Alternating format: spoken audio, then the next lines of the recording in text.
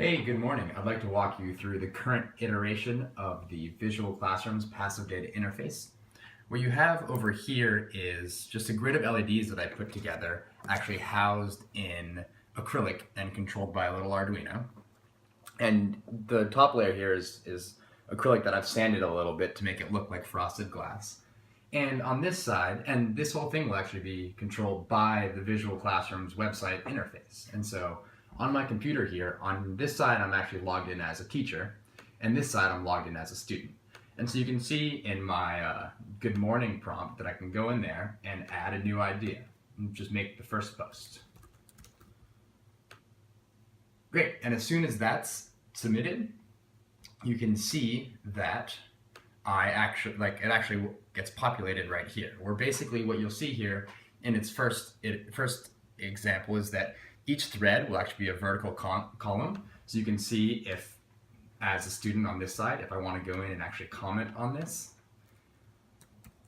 then that will be correspondingly updated here, and you can sort of see that it's yellow here and green here. A little bit hard to see in the video, but you get the idea. And then you could go back as in the student, come up with a new idea in this and say, listen to me.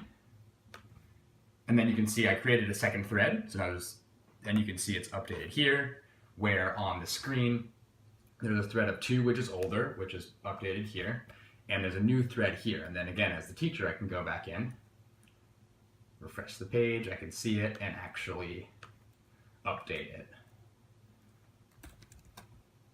And then maybe update it again. And you can sort of see how it gets populated up here.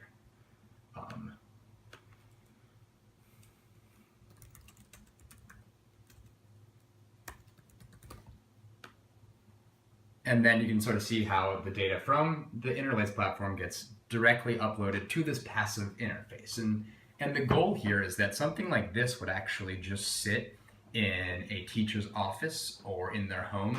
And so when they were leading a big online class on Visual Classrooms, they would no longer need to be constantly checking their email and checking the website. Instead, this could sort of sit in the room, sort of like an analog clock. And when they had a free moment, they might be able to glance over and see, oh, there's something new, something interesting on this passive data interface.